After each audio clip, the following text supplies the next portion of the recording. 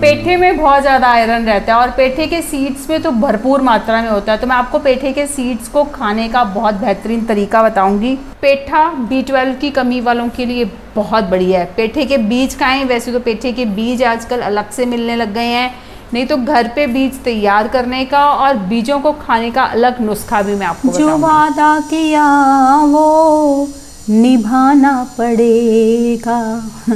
जी हाँ, मैंने पिछली कुछ वीडियोस में वादा किया था कि मैं आपको आयरन, हीमोग्लोबिन और B12 की कमी से लड़ने के लिए, उसकी कमी को पूरा करने के लिए पेठे के बीजों का बहुत बेहतरीन ट्रिक्स बताऊंगी और एक नहीं 2-3 तरीके बताऊंगी। तो आज की वीडियो बस इसी टॉपिक पर। नमस्कार, होगा ज़रूर चैनल में आप सबका बहुत बहुत स्वागत है। आज के इस वीडियो में हीमोग्लोबिन और B12 की जो डेफिशिएंसी बॉडी में हो जाती है उसकी बहुत इजी मज़ेदार रेमेडी हम जानने वाले हैं पेठे से।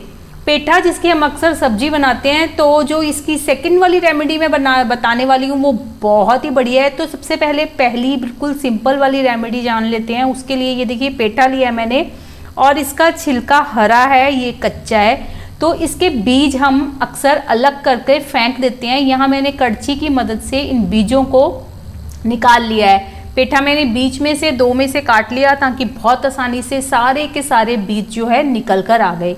जो अक्सर आप लोग इन बीजों को अगर फेंक देते हैं तो ये ध्यान रखिए कि बहुत ज़्यादा न्यूट्रिशन और बहुत ज़्यादा फ़ायदा इन बीजों में ही रहता है।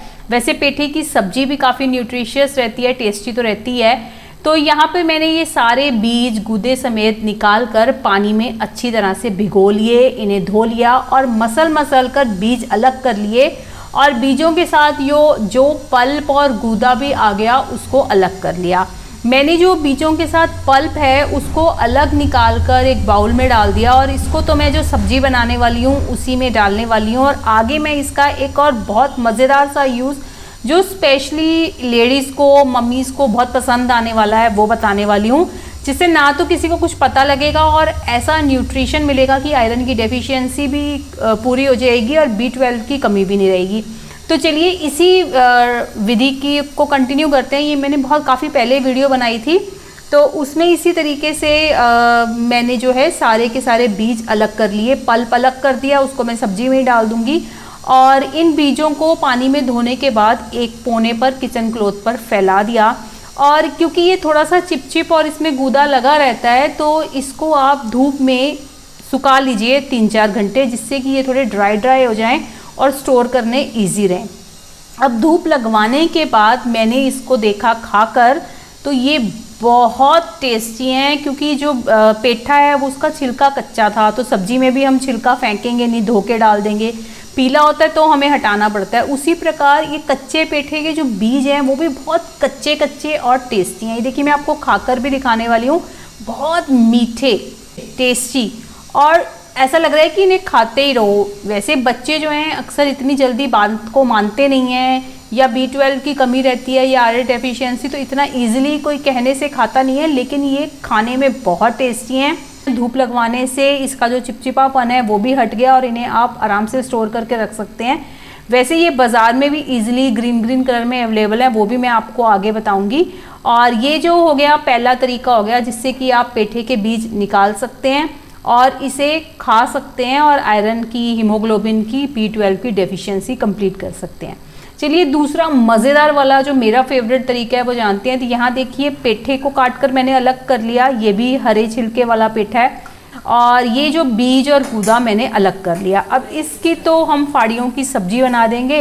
हरा वाला छिलका है, छिलका भी हटाने की ज़रूरत नहीं है और सब्जी खाएंगे तो पूरी के साथ, चने के साथ बहुत मज़ेदार लगने वाली है। तो टेस्ट में ही हमें न्यूट्रिशन मिल जाएगा। और ये जो गूदा और बीज हमने अलग करे हैं इसका अब तरीका जानते हैं। देखिए अक्सर जो हम हरा वाला पेठा रहता है, छिलका हरे वाला, उसके बीज भी ये देखिए कच्चे ही रहते हैं।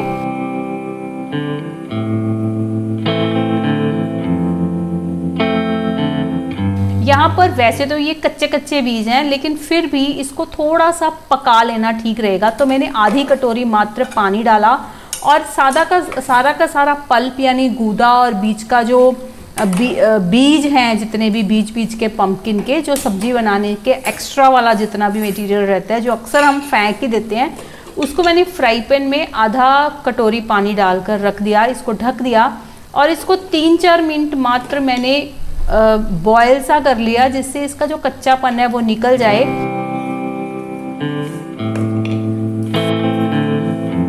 और इजीली हम इसको ग्राइंड कर सकें। इसको ग्राइंडर में डालना है और ग्राइंड करना है, पानी वानी सब बीच में ही ग्राइंड कर दीजिए, लेकिन ध्यान रखिए इसको गरम गरम बिल्कुल ना ग्राइंड करें, नहीं तो छींटे आएंगे मुंह पे। बहुत ज़्यादा गरम लग रहा था तो इसलिए मैंने एक अलग से बाउल में डालकर थोड़ी देर पानी में रख दिया था इसको, क्योंकि मुझे एक्चुअली यहाँ पे खतरा था कि बच्चे वगैरह आ गए, उन्होंने देख लिया कि मैंने पेठे के सीड्स का ये बनाया है, तो वो पहले ही शोर मचाने लग जाएंगे। तो खैर मैंने इसको ग्राइंड कर लिया। ग्राइंड करने के बाद ये बिल्कुल घोलवा बन गया, ना ये पता लग रहा है पेठा है, ना सीड्स है, ना तरी, कुछ नहीं पता लग रहा। इसको जो है हम छान लेंगे एक बाउल में। छानने से क्या होगा कि जितना भी अगर इसमें कुछ भी छिलका वगैरह हमें लग रहा होगा, मुंह में आ रहा है, वैसे जो ये पंपकिन सीड रहते हैं इसका छिलका भी काफ़ी नरम रहता है, कुछ भी अटकता वगैरह नहीं है मुंह में, लेकिन फिर भी इसको 2 बारी आप छान लेंगे। एक बारी से छान लिया और उसके बाद आप ग्राइंडर में फिर से इसको पेस्ट बना लीजिए और फिर छान लीजिए। ऐसा 2 बारी करने से असर तो सारा हमारे छाने हुए मटेरियल में हमें मिल जाएगा और अब जो एक्स्ट्रा बचेगा उसको आप फेंक सकते हैं। और अब ये बिल्कुल वाटरी कंटेंट बन गया है और बिल्कुल भी ऐसी कोई परेशानी नहीं है कि बीज हैं या सीड्स हैं या क्या चीज़ है, बिल्कुल सोचना पड़े, ऐसा कुछ भी नहीं है। और टेस्ट में ही भी बहुत बढ़िया रहता है। तो इस तरीके से छानने के बाद अब आप इसका क्या इस्तेमाल कर सकते हैं कि आज मेरा प्रोग्राम था चने, पेठा और पूरी बनाने का, तो मैंने तो आज चने की सब्जी बनाई है। अब चने की जब हम ग्रेवी बनाते हैं उसमें आप इस मिश्रण को बिंदास मिला सकते हैं, बिल्कुल कोई परेशानी नहीं आएगी।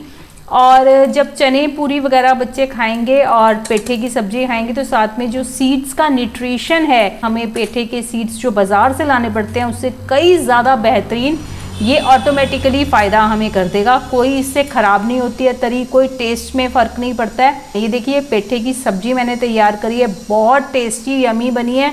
तो इसके साथ चने और पूरी का मैचिंग तो हम अक्सर करते ही हैं।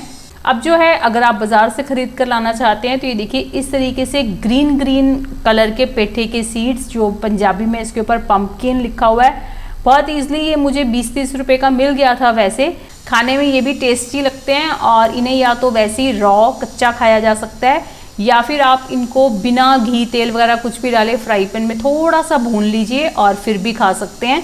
ये काफ़ी टेस्टी लगते हैं। इनका green colour I don't know क्यों इसमें रंग चढ़ाया हुआ है या ग्रीन कलर क्यों है इसका। जितनी भी हम घर पे चीज़ें रहते हैं हम अक्सर जानते हैं कि अंदर के गूदे से भी छिलके में ज़्यादा न्यूट्रिशन होता है। तो जिस चीज़ का हम छिलका खा सकते हैं, जैसे पेठा है, उसका छिलका अगर हरा है तो उसे निकालने की ज़रूरत ही नहीं है, वो कच्चा है। अगर पीले वाला आप पेठा लाए हैं तो उस छिलका आपको उतारना पड़ेगा। दूसरी बात, अगर बीज हैं, जब हम बीज खा सकते हैं तो उसको अननेसेसरली कूड़े में फेंकने का कोई मकसद नहीं बनता। तो उसको आप इन तरीक़ों से खाने में उपयोग लाएं, अपने खाने को न्यूट्रिशियस बनाएं। अगर हम इसी तरीके की ट्रिक्स अपनाते रहेंगे तो नेचुरली हमारे किसी फैमिली मेम्बर को आयरन, हीमोग्लोबिन या B12 की डेफिशिएंसी की कमी नहीं होगी। तो आप भी अगर कोई ऐसा ही ट्रिकी वाला ट्रिक अपनाते हैं और बच्चों को आड़े तिरछे तरीके से कुछ न्यूट्रिशन देते हैं तो ज़रूर मेरे साथ अपना ट्रिक भी कमेंट बॉक्स में शेयर करें। I would love to read your comment.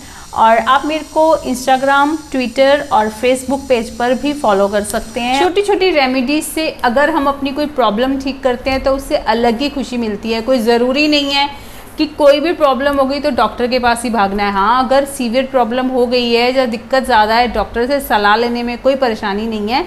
लेकिन अगर घर के ही नुस्खों से किसी प्रॉब्लम को ठीक करेंगे तो आपकी बॉडी का इम्यूनिटी सिस्टम स्ट्रॉन्ग रहेगा। ज़्यादा दवाइयाँ खाने से इम्यूनिटी पे असर रहता है, तो कोशिश करें घर के ही देसी नुस्खों का इस्तेमाल करने की। मेरी ये रेमेडीज़, मेरी ये नुस्खे अगर आपको अच्छे लगे तो वीडियो को लाइक करना तो ज़रूर बनता है, ताकि आपके लाइक करने से और वीडियो को शेयर करने से हमें हौसला मिले और आने वाली वीडियो को हम और भी जोश से बना सकें। और फिर शेयर कर दें इन वीडियोस को अपने फ्रेंड सर्कल में।